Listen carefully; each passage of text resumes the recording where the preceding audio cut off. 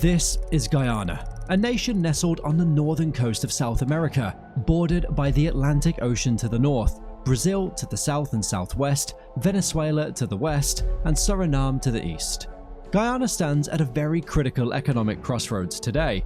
Historically known as a modest player on the global economic stage, Guyana's recent discovery of significant offshore oil reserves presents an opportunity to rewrite its economic story. The nation, characterized by its diverse ethnic tapestry and lush rainforests, has long grappled with the challenges typical of developing countries: poverty, limited industrialization, and a reliance on traditional agricultural exports. The average Guyanese lives a life far removed from the opulence often associated with oil-rich nations. For many, daily existence is a balancing act of making ends meet, with agriculture, mining, and service industries being the primary source of livelihood. In rural areas, life is particularly challenging, with limited access to modern amenities and infrastructure. Urban centers, while more developed, still reflect the struggles of a developing economy. The discovery of oil, therefore, is not just a matter of economic policy, but a pivotal chapter in the lives of the Guyanese people. It embodies a chance for international prominence, a leap from the shadows of economic obscurity to the spotlight of global markets. But this opportunity also brings with it a wave of questions and apprehensions. Will Guyana navigate the murky waters of oil wealth more adeptly than its West African counterpart, Kenya? Can it avoid the pitfalls that have ensnared other oil-rich nations, where the wealth generated benefited only a select few, while the majority continue to languish in poverty? And why is it being called the fastest-growing economy of 2023? Let's find out. As Guyana stands on the brink of this potential economic revolution, the gaze of the world turns towards this small South American nation. The story of Guyana's oil discovery is not just about barrels of crude and revenue projections, it's about the hopes and fears of its people, their aspirations for a better life, and the daunting task of ensuring that this newfound wealth serves as a catalyst for widespread prosperity and sustainable development.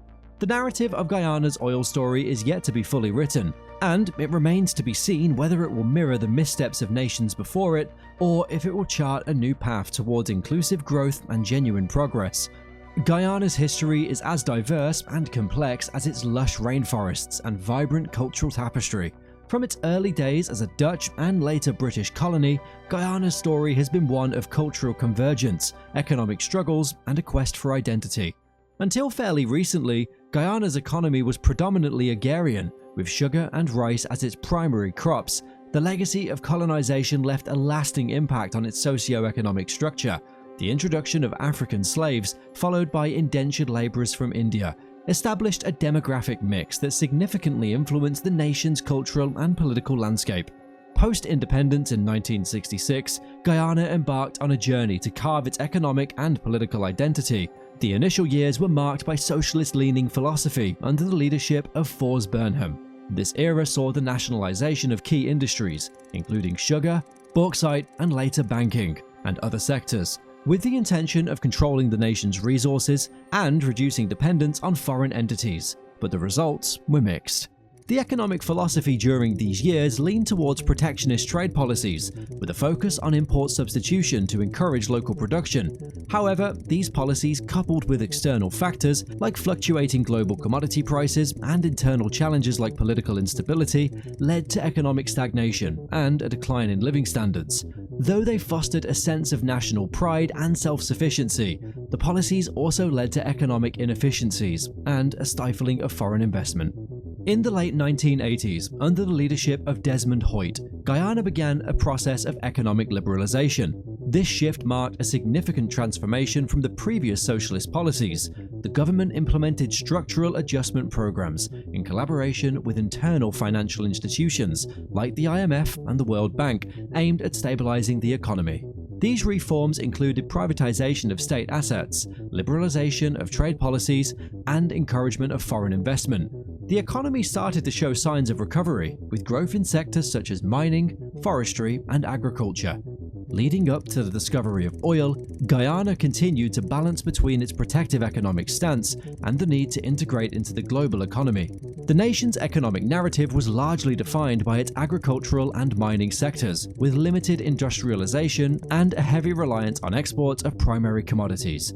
The discovery of significant offshore oil reserves in 2015 marked a seismic shift in Guyana's economic prospects, coming at a time when the country was still grappling with challenges of poverty, infrastructure development, and political governance.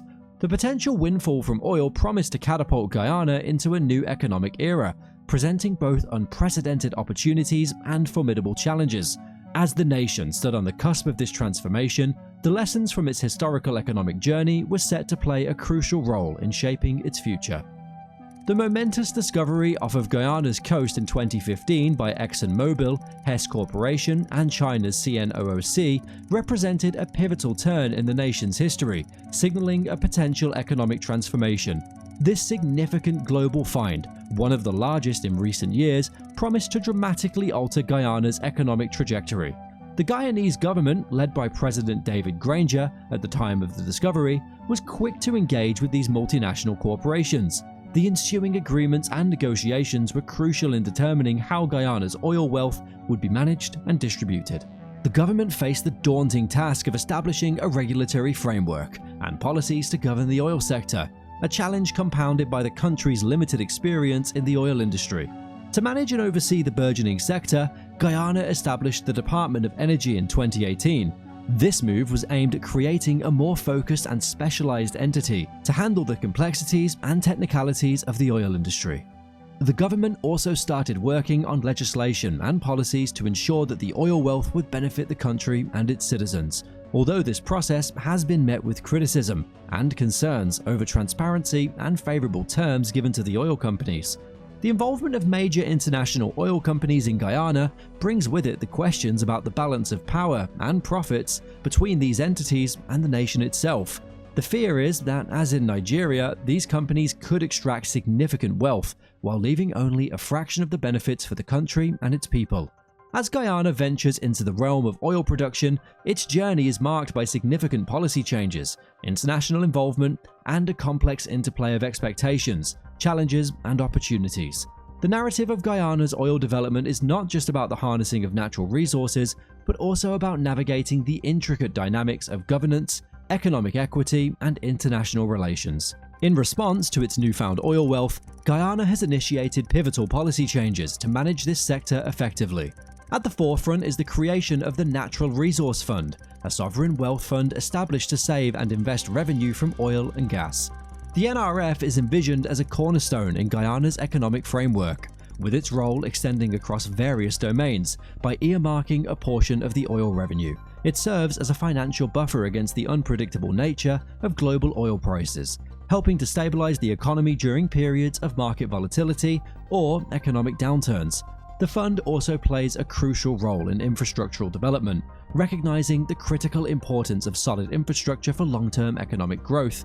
A significant portion of the NRF is dedicated to enhancing and expanding Guyana's infrastructural capabilities. This aspect is especially vital for Guyana, where infrastructural advancements can substantially improve the quality of life and bolster economic activities. The NRF also seeks to benefit future generations by ensuring the responsible and sustainable use of the finite oil wealth. This forward-looking approach aims to prevent the depletion of these resources by the current generation, safeguarding the interests of the country's future populace.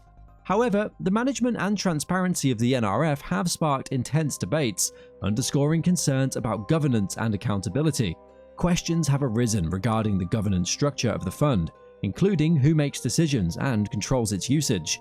The transparency in the management of the NRF is crucial to maintain public trust and ensure the fund serves its intended purpose. Without clear and transparent governance, there are risks of mismanagement or corruption, which could undermine the NRF's potential to significantly contribute to Guyana's development.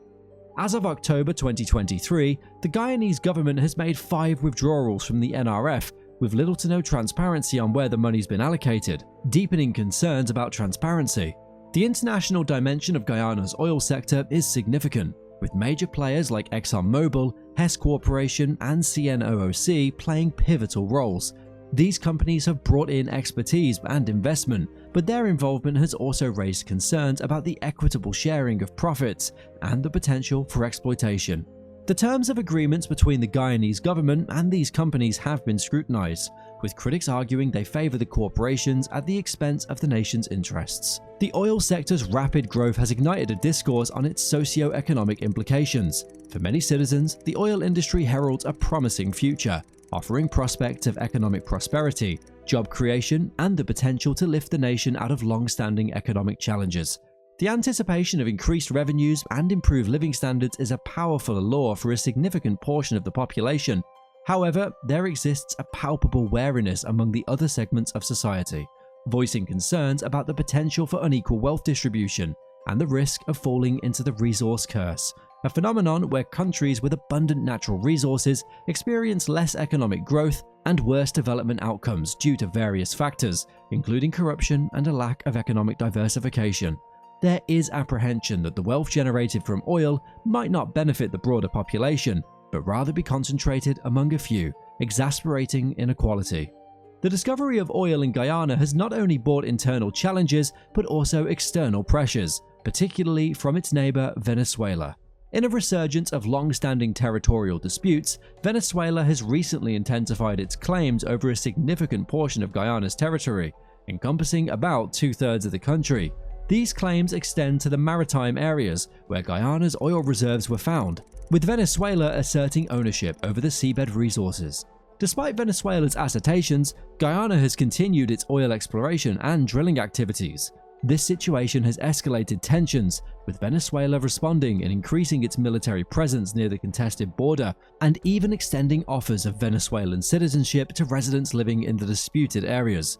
This development adds a layer of complexity to Guyana's efforts to capitalize on its oil reserves, entangling the country in a geopolitical dispute that poses challenges to its sovereignty and economic aspirations.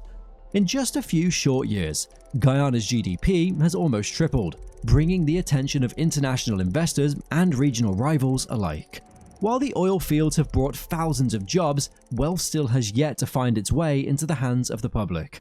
The governance framework that Guyana establishes in the coming years will be crucial. The country's ability to manage its oil wealth wisely, avoid corruption, and implement effective policies will determine whether the oil discovery truly benefits the people of Guyana. And though the establishment of the Natural Resource Fund is a positive step, its success will depend on transparent and accountable management. If Guyana can maintain strict governance standards and resist the pitfalls of corruption, it stands a better chance of ensuring that oil revenues lead to broad-based development. The involvement of international oil companies, while bringing necessary expertise and investment, also poses risks. The negotiation of fair agreements that ensure a significant portion of the profits benefit Guyana will be critical. Learning from the experiences of countries like Nigeria, Guyana must strive for a more equitable balance between foreign interests and national welfare. If the government can channel oil revenues into meaningful development, improve infrastructure, healthcare, education, and diversifying the economy, then the discovery of oil could mark the beginning of a new era of prosperity for Guyana. However, if the wealth is concentrated in the hands of a few, it could exacerbate inequality and social discontent.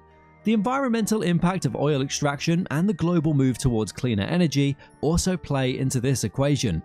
How Guyana navigates the environmental concerns and positions itself in a world increasingly shifting away from fossil fuels will be important. While the discovery of oil presents a monumental opportunity for Guyana, its ultimate impact on the nation's economy and the well-being of its people is not guaranteed.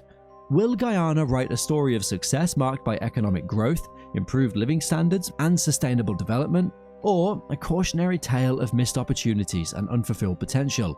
The deciding factors will be the strength and integrity of its governance, the fairness of its partnerships with multinational corporations, and the commitment to equitable and sustainable development.